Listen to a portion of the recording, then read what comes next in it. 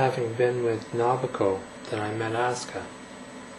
Asuka was Nobuko's closest friend at St. Mary's University. When I had taken a second semester of geography because Nobuko wanted me to, she wanted me to study with her, and then quickly dumped me as we started the second semester. That is how I had met Asuka.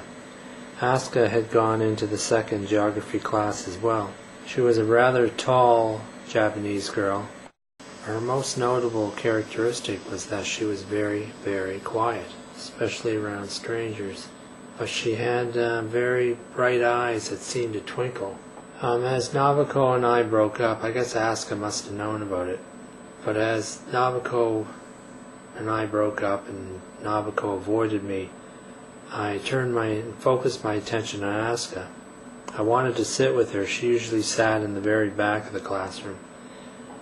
And I wanted to sit with her and try to sit with her, but Asuka seemed to avoid me at first, politely I should say, and I used to walk with her to her next class afterwards, but she never seemed to be outwardly looking for anybody at all at any time, but at the same time she's very friendly. I used to entertain Asuka with my magic acts. I had a magic kit and instruction book, and for some reason I always seemed to fool her, although the geography teacher knew what I was doing. Asuka and I became good friends after a while. And then one day when it was near the end, she was just about to graduate. She was older than the other girls, and she'd been in St. Mary's a lot longer.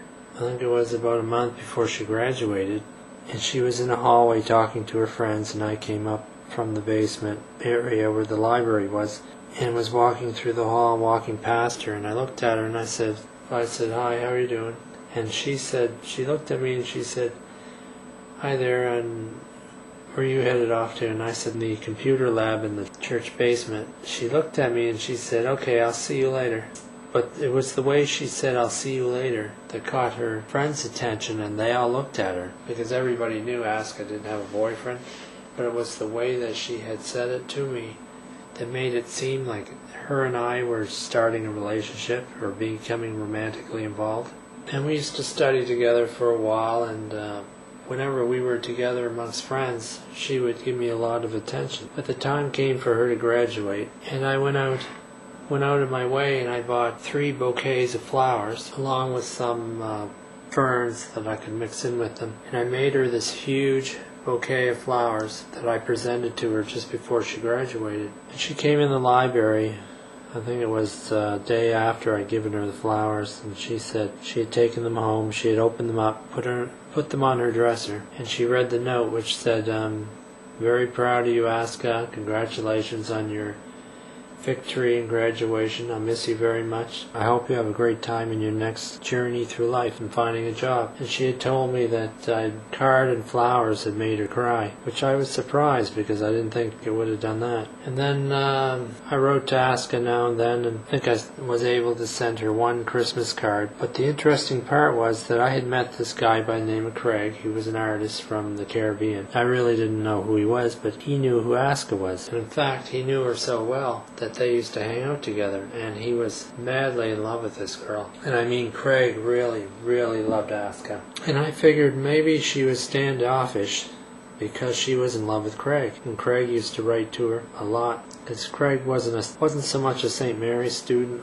I mean, he was now and then, but he wasn't there all the time. And I was pretty sure that the reason why Asuka avoided me was for him.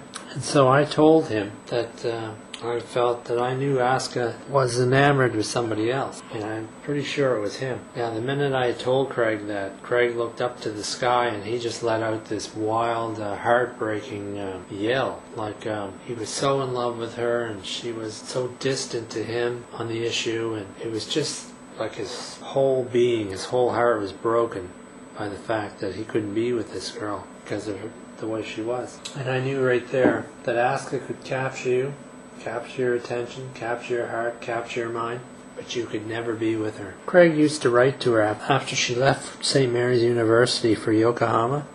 He was the only one of her friends, including female friends, that stayed in contact with Asuka, because she would never write back. I wrote to her a few times and sent her cards, but eventually Asuka's email address went dead.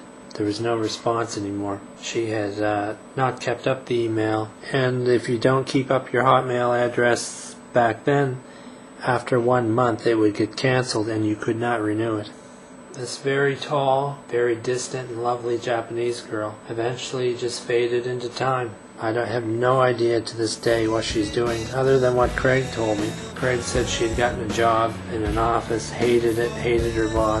But he had said a few years after that he had lost all contact with Asuka. She'd stopped writing to him. Definitely, Asuka was a heartbreaker.